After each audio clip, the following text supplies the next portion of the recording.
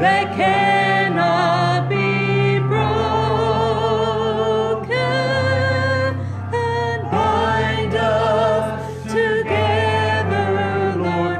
Bind us together, Lord. Bind us together in love. All right, hug somebody's neck, shake somebody's hand, make them feel welcome this morning. Let them know that you're happy that they're here. Don't be bashful.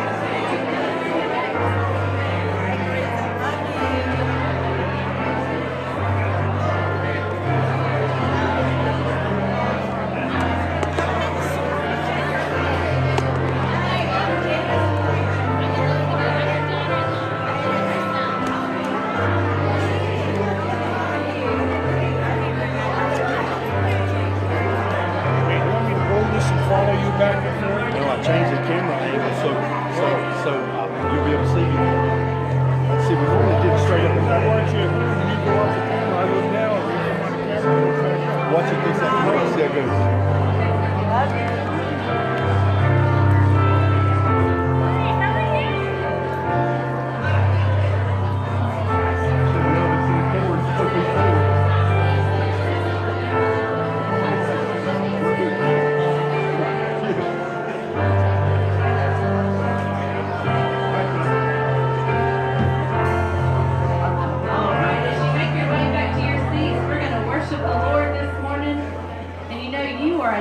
God, and that's who He says you are. And we should walk in that truth that we are a child of God.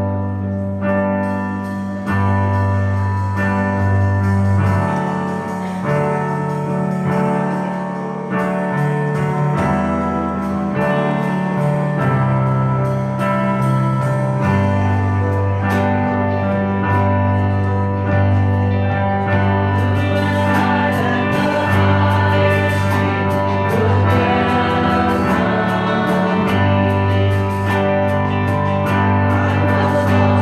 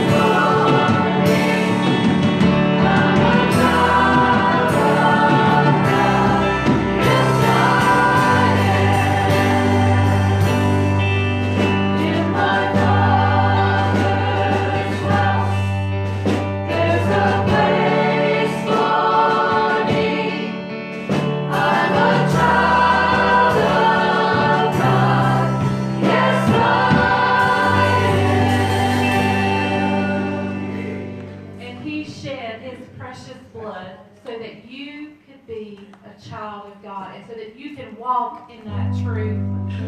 This illustration I heard years and years ago, and we're going to sing about that blood again.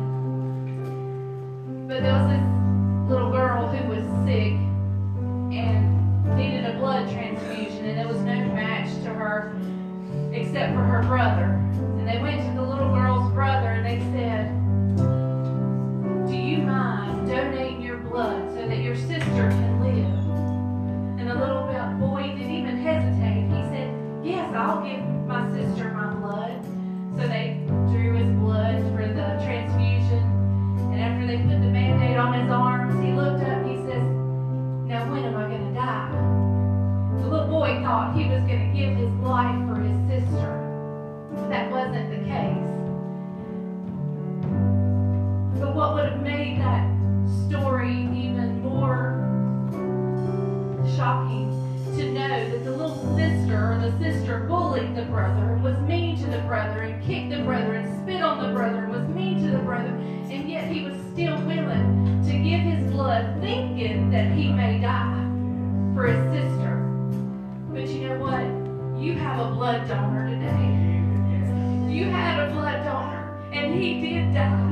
But thank the Lord he did not stay dead. He is risen and well. But you know what? We were that sister that bullied. When we sinned, we spit on the name of Jesus. When we gossip, we strike him again. And there's a line in this song that says that in my sin, yet even then, he shed his blood for me. And that is your blood donor this morning, the precious Jesus Christ and his precious blood. Let's sing about the blood.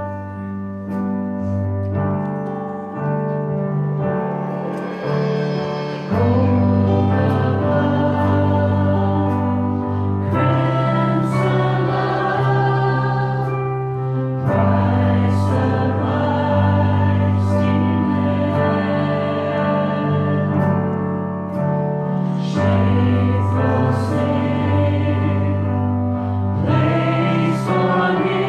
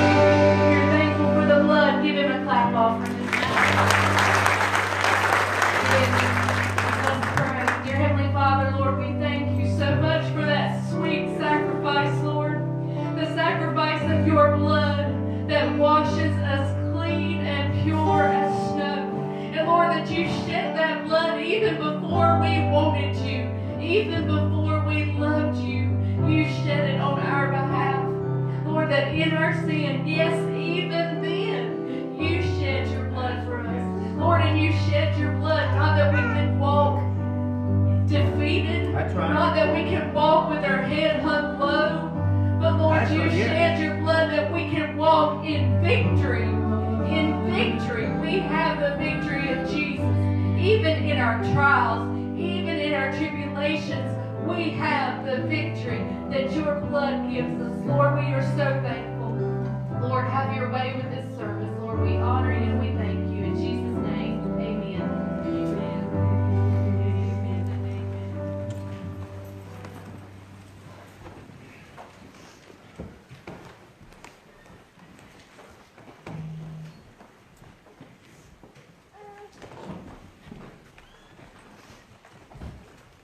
Don't know if you've ever been to prison or not, but being in the ministry full time for almost 20 years, I've had the opportunity to go visit. A few of you, no, I mean some people. It's not a pleasant situation. You almost feel like a criminal to go through the process to be able to go and see someone. It's a whole lot different than what Andy and Barney shows on the Mayberry show. Otis is not able to reach through and get the keys, to let himself in and out. You walk in, you go through the metal detecting process, and first they find you, and you went through a very arduous task of getting pre-approved to be there. And you go and you sit down oftentimes at a little very cold window, plexiglass, and you're speaking through almost like where you order tickets, you're speaking through a hole. Depending on the facility, sometimes it's a telephone where you're talking back and forth.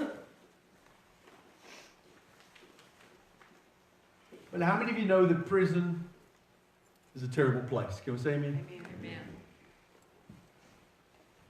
Today I'm going to speak on a topic that I think has a lot of people, not necessarily behind bars, but to help you understand the challenge of unforgiveness. It is like something that can put you in a prison.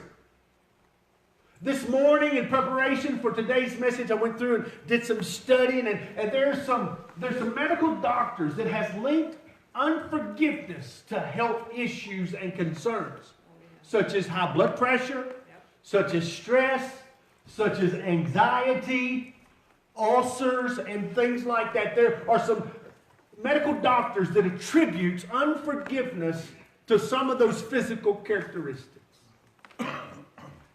And can we be real as we start this morning? This topic hits everybody in this building. Can we say amen? Amen. So don't sprout angel wings and don't sprout a halo on me, because we all have been there. We've all been hurt. We've all been wounded. Somebody has spoke something that wasn't true, maybe even vilified us in something that was not accurate. Or maybe we have been a jerk and hurt other people. Maybe we have not had the self-control over our mouths that we talked about last week, and we said some offensive things that has wounded some people or hurt some people. Maybe our actions to climb to the top of the corporate ladder, or to just grow our own selves and our own portfolios or things like that. We've stepped on some people in the process and they've misunderstood us. I don't know where you lie this morning in the unforgiveness process, because there's two parties in the forgiving process. It is those that have been offended and those that are the offender. Are you with me? Say amen. Amen. And we very quickly want to jump on the victim side of things, of being offended. But if we'll be real this morning, we've been on both sides of the analogy to that. Can we say amen? Amen. If you've not, it means you're a single child and you don't have siblings, okay? No. I want to talk to you this morning about a young man named Joseph. We know a lot about Joseph. What's one of the things we know? Joseph had a dream. At a very young age, he had a dream that his family, I'll go ahead and interpret the dream, that his family was going to somehow bow down and worship him. And so Joseph, being a little young whippersnapper, he goes to his family. They're having Sunday afternoon dinner around the table. And Joseph said, listen, I had a cool dream that night. Let me tell you what happened. All you brothers of mine, all 11 of you, y'all bowed down and y'all worshiped me. Now, I can tell you, he started a family riot right there. Okay, okay, good. Because Joseph was young. He was very immature. And he's sharing this dream that's happened. So he begins to share all this, and nobody really knows what this means. Well, Joseph is kind of the baby boy, so to speak, and Dad is taking after him and looking after him. So they make him a coat of what? Okay. Parents, if you can, be consistent with your children because they pay attention. Can we all say amen? So the other brothers are beginning to feel a little animosity at Joseph in the situation. Why does he get this coat? Why is he being elevated? Why is he beginning to feel that he's greater than us or more mightier than us? Even though Joseph may not have been portraying this in the way that he acted or the way that he communicated, once the enemy plants a seed and we begin to water it, we begin to take things out of context and begin to make things as they are than as they are not. For instance, Joseph is walking the same way that he's always walked, talking the same way he's always talked. Let's make it real for just a moment. You've got some challenges, maybe with a friendship or a relationship. Everything's been great. Well, all of a sudden you ask the question, what do they mean by that? Why did they say that? Why did they do that? They always call me at 9 o'clock at night. Why did they call me the past 2 days? What have I done? Come on, you know it's true, say amen. Life would not be quite as difficult if it wasn't for relationships. But then we'd live on an island by ourselves as well too, wouldn't we? Then we'd complain about being lonely. Here we go. So Joseph had a dream.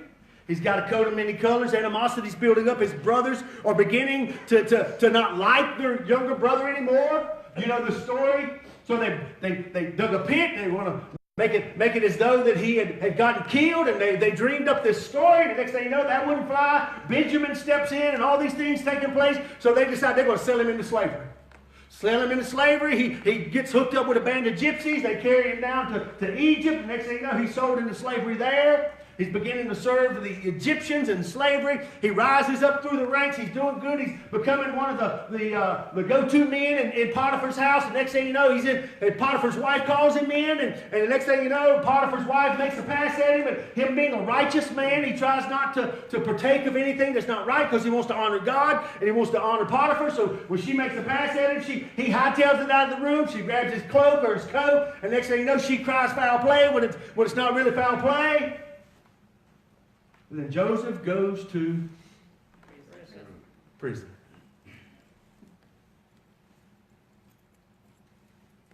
This is what's ironic. Joseph is not only in the real prison, but he's also in the prison of unforgiveness. If anybody had a right to be offended, if anybody had a right to be angry and upset, listen, it's been nothing but lies that have put Joseph in prison. He didn't think he was better than his brothers, but they came up with a little plan to kill him. And then they lied and sold him into slavery. And he gets down there and he gets separated from his family. He couldn't send him a private message, an instant message. He couldn't text him. He couldn't call him. He couldn't get a hold of his dad. They didn't have the United Postal Service. He was captured. He was in bonds. Oftentimes I wondered, why didn't he get in touch with his dad? It's because culture was different then. He didn't have the accessibility to the things that we have in means of communication. So he begins to serve. He begins to rise up in power. The next thing you know, Potiphar's wife lies on him. And then he goes down there, and you know what I mean? And then the baker and all them, they wouldn't tell the truth either.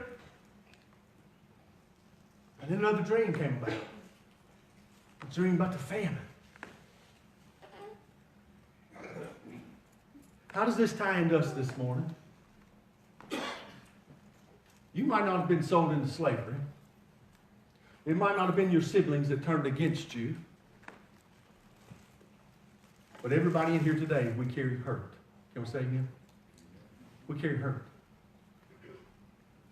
And that hurt, when it manifests itself in our life, it manifests itself as unforgiveness.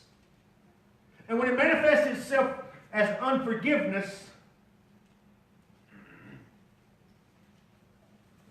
that's when it becomes sin. Let me say that again. Unforgiveness eventually becomes sin. That's what the Word of God tells us. Fast forward. Joseph gets the last word. Let's look at it if we can together in Scripture. Genesis chapter 50.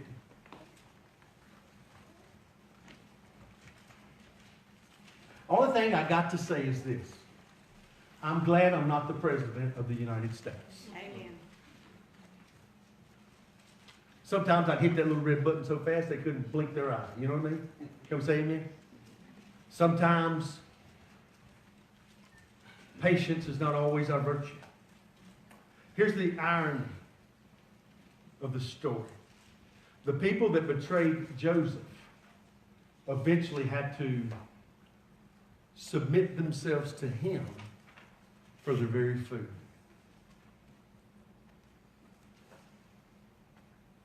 The story goes like this, chapter 50, verse 15. Okay, let me preface the story before we read the scripture. Joseph's daddy has just died. Okay? They went back and they have buried Israel. And he's now in the ground, resting. And now they're coming back to ask for forgiveness. And here's how the story goes. Verse 15. When Joseph's brothers saw that their father was dead, they said, "What if Joseph bears a grudge?" They didn't think about that early on, did they? You know, they didn't wonder, or they didn't know, they didn't have an inkling of an idea that this young man they're going to sell into slavery is one day going to rise up to power and to a point in his career when he has authority and power over their life. You know, I don't think we would do half the things we do in life if we would think about the consequences and what's down the road before we do them. Can we say amen? If that were really true, then jails would be empty and prisons would be empty if we thought about the consequences.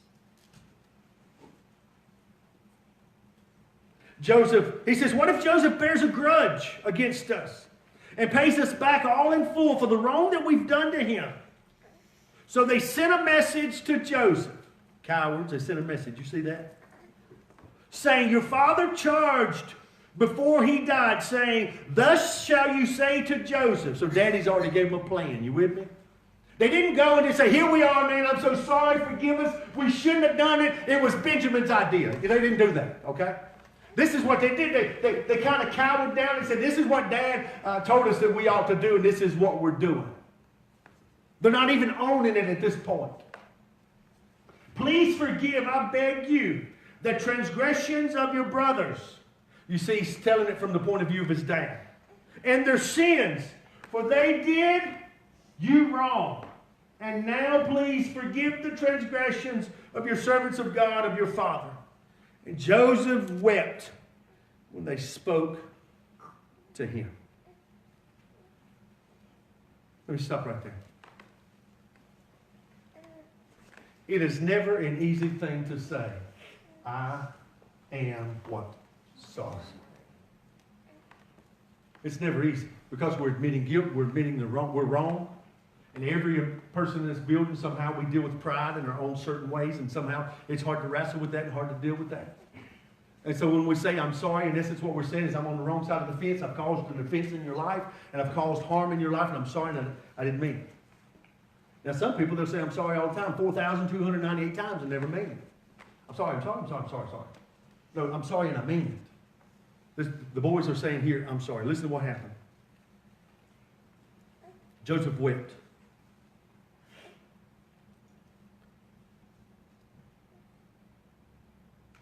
You know what's next is amazing. This is what he said. And now please forgive the transgressions of your servants of God, your father. And Joseph wept when they spoke these things to him. Then his brothers also came, fell down before him, and said, Behold, we are your servants. Joseph, we're submitting to you. But Joseph said to them, Do not be afraid, for am I in God's place? Question mark. As for you, you meant evil against me. But, say but. God meant it for good, in order to bring about the present results to preserve many people alive. So therefore, do not be afraid. I will provide for you and your little ones. So he confronted them, or comforted them, and spoke kindly to them. Today I want to share just a few things about getting out of the prison of unforgiveness. It is something that binds us, something that holds us hostage. Sometimes we stew on it, sometimes we think about it. And let me tell you what often happens with unforgiveness. We drag people into that moment with us. This is how we work as human beings. It's just natural. We go to somebody, I say, Kayla, Stevie, Emerson, did you hear what Ramey did to me last night? I'm upset that Ramey picked on my dancing skills at Winter Jam. Did you hear what Ramey said to me last night? And we get upset and we bring other people into our moment of unforgiveness because what we want to do is we want people to automatically side with us because we've got to validate why we feel the way we feel. If you ever want a validation for why you feel the way you feel, don't go to people, you go to Jesus. If you want to validate what you're walking through, you go to His Word and ask His Word. What am I supposed to do when somebody sins against me? And Scripture is clear. You give them not just one time, not but twice, but 70 times what? 7. That's what we're supposed to do as believers. This is what you're supposed to do. Forgive them even when they do not say they're sorry. Oh, you want to talk about something that's hard this morning? When somebody knows that they've offended you, or somebody knows that they've upset you, and they're walking around like they're all that in a box of rocks, and they won't even acknowledge that their words were hurtful, their actions were hurtful. You want to talk about a burning inferno within somebody's heart and mind?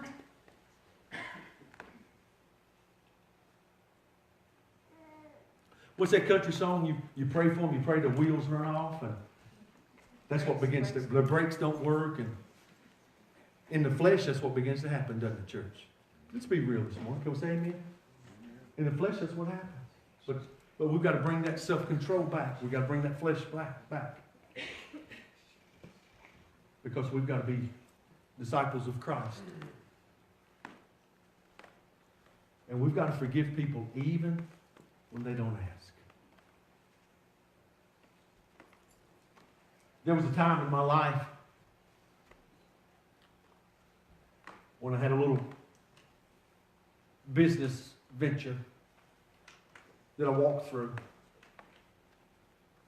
And in this business venture, somehow there was the other party saw there was no need for the venture anymore. We didn't set it up that way. We didn't plan it that way. But about 2 years into it, they decided that they wanted it all solo. And this was a close friend of mine. So I go to Les and I say, Les, what do we do? This isn't what we set up. This isn't what we designed. This isn't how we talked about it. This little business venture was profitable enough that Leslie had left public work because we were reaping enough revenue from the business venture that she could be at home. Timing was perfect. Her mom was dying. She was able to be at the nursing home every day with her mom. we were in the process of building a new church building, and so I was able to be there at the job site every day working, and so God orchestrated it all. And this person was a close friend of mine.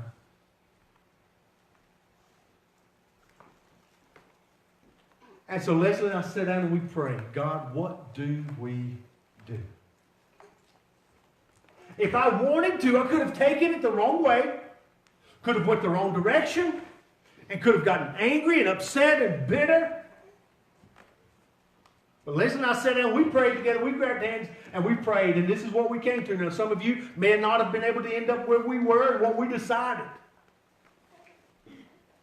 But we prayed that our integrity and our witness was more important than the almighty dollar. And we backed out of that business venture and walked away from it because a friendship was more important than money. Now, some of you in here this morning, you may not understand that. And I'll tell you, the flesh side of me, when we were walking through it, did not understand it. Thank God Leslie was there to help me have some common sense, because she helped guide me from the outside. The Lord using her to help me understand. So what I'm sharing with you this morning is we never know what God is going to allow to come our way that's going to help us. How do we get through the prison of unforgiveness this morning? First, acknowledge the pain. Acknowledge that what you've walked through has been a challenge. Joseph knew it. Joseph acknowledged it. Joseph walked through it. And just like you and me, we've got to acknowledge the pain. After we acknowledge the pain, we've got to seek the Lord's face and ask Him what He would have us to do. Verse 17, Joseph wept when they spoke to him. That was him acknowledging the pain. Even though you intended harm to me, listen to what Joseph said, even though you intended harm for me, God intended it for good, in order to preserve a numerous people as He is doing today. Instead of dealing with pain, we bury pain. We stick it away for a later date. Pain keeps us locked up. And if I should paint the picture today, it's just like the picture behind me. Pain keeps us locked up, grabbing the bars, shaking the doors, screaming, pitching fists, but we never get beyond the barrier that's in front of us. There are people today that are angry with their spouse for something that happened 20 years ago. There are people today that are angry with their mom and dad about something that happened a while back. Listen to what I'm saying. Even if you're justified in what they did, you've got to do your best to grab the pieces together and to move on. Can we say okay? Amen? Amen. You've got to grab the pieces and move on. You know, Frozen, in the song Frozen, they wrote a song like this. What's it say? Let it go. You gotta let it go. I ain't gonna sing it, but you just gotta let it go. If you don't let it go, it will continue to have a death grip on you. Amen. The rest of your life. Right. Even those things that you were wrong and you can justify that you were wrong.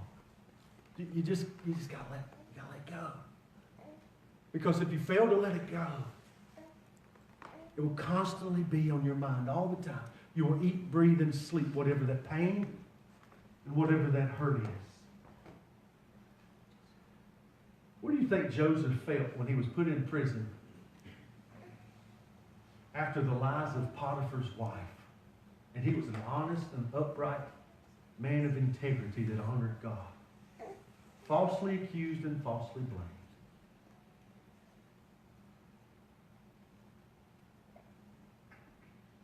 I can't imagine what he experienced. Second thing, we've got to remember that God forgave us. But Joseph said to them, do not be afraid. Joseph asked them the question, listen, am I in God's place? You got to remember, God has forgiven you. When you are in those situations and people really come and they really ask you, it is not your opportunity and it ain't the right time to tell them where they went wrong. Leslie and I try our best in those situations in life when we look at each other and we tell each other that we're sorry for something that's happened or something that's went wrong. That is not the time for me to tell her or for her to tell me what I should have done in that moment. We embrace, we make up, and then about 5 minutes later she tells me. It's in that moment. Joseph says, who am I? Am I God? I'm not the judge of you and what's happened. But let me tell you, what you meant for harm, what all of you brothers tried to do against me and bring challenges in my life, what you meant for harm, my God turned it out for the good of the kingdom. And I want to tell you today that some of the hurt that you've walked through and some of the challenges that you've walked through and some of the struggles that even now, right now, that you're walking through and that the enemy is putting you through, it is not necessarily, everything's not always about you. Maybe it's about God's plan. Maybe it's about God's kingdom. Maybe it's about God's purpose. Maybe it's about God's desire. Maybe it's about God's destiny and about God's dream in your heart and your life, that things are moving forward for you, in you, and through you, all because God uses these challenges in life to push us to the next level. Amen, some of the hurt that you've walked through is so that you can minister to the person beside you. That's right. Some of the difficulties that you've walked through is so that you can have a ministry that I can't have, that Randy can't have because we've not been where you are, but you can speak into other people's lives about what you've been through that I can't. And God will use that in those times when it's needed. Amen. That's why you've walked through those things. Joseph would not have been the governor that he was had he not been through Israel, through the hard way of where he had been, rising up in the kingdom. He would not have the knowledge of the inner working of the Egyptian empire. Had God not allowed all these things to work together for good to them that are loved and called according to what? His purpose. Not my purpose, but His purpose.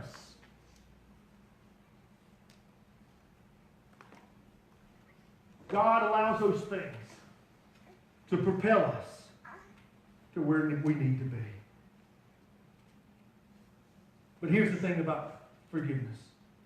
Lastly, I'll share this. Remember that God commands us to forgive. But what is unforgiveness? If I should classify it this morning, this is what unforgiveness is. No, it's not a Honda CRV. Forgiveness is the key. It's not the key to success. Forgiveness is not the key to victory. But it is the key to the door behind me. The door that keeps you bound up and keeps you locked up.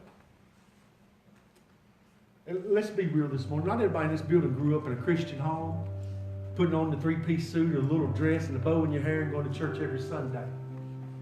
We're diverse. We didn't all grow up that way. There's some of you that have walked through things in life that I've never walked through. And what you need is a key today. Because there's a prison right now that has you entrapped and locked up. You want to be out. You want to be set free. You don't want to think about those things anymore when you go to bed or when nobody's around and you're all alone.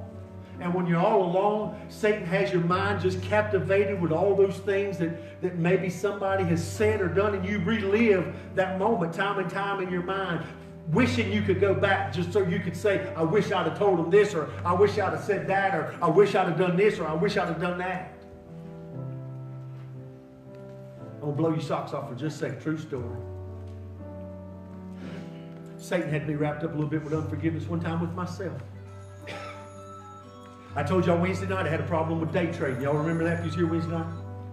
I bought a little stock one time, RF Micro Devices out of Greensboro. $5.50 a share. Bought a good little chunk in my retirement. It dipped down about 10%. It was during a cycle of my life where I was losing a lot of money. And my rule of thumb was 10%. If I lose 10%, get out. And I got out. RF Micro merged with another company within a matter of 2 weeks. 60 days later, those two companies offered, it was a 1-for-1. Whatever you had in one company, you got for the other company, it was a 1-for-1. Listen to this, it came out at $86 a share. Do the math. $1.6 million I could have had if I'd have kept what I had. True story.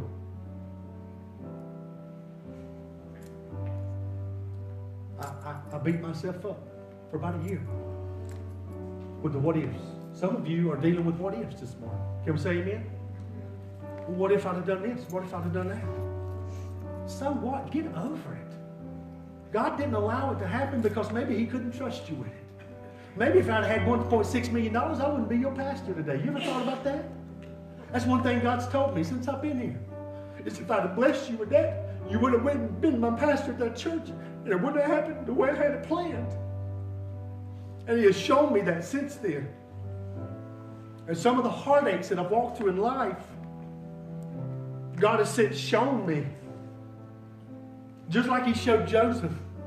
He said, Joseph, the reason you went through that was not because of what was happening then. I have placed you where you need to be right now for this time. Just like Esther, for such a time as this. Leslie, tell you, how many times did I bring that up? All the time. All we ever talked about was the what if. And God finally opened that door, flipped that lock, let me out. You're not defined by what you have. You're defined by who you have. That's right. And you got to have Jesus. Can we say amen? You got to open the door this morning, church. I don't know what it is. Maybe you can't forgive yourself, spouses. You got to forgive each other. Parents, you got to forgive your children. The Bible says this, very clear, very true. In the book of Matthew, it said this. It said, Jesus said this, if you can't forgive others, you won't be forgiven. That's what He says. So the key to forgiveness,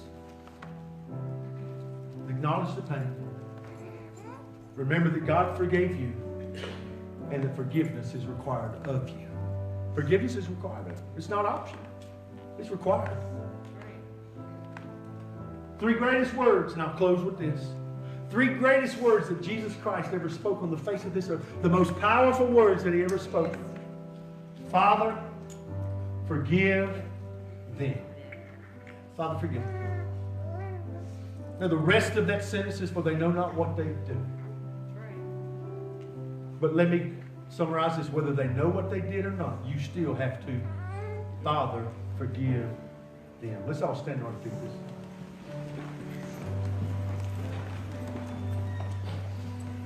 Would you bow your heads if you would? Just close your eyes where you are. There's a sweet spirit that's present in this place today, and I don't know what the Lord is showing you and speaking to your heart today.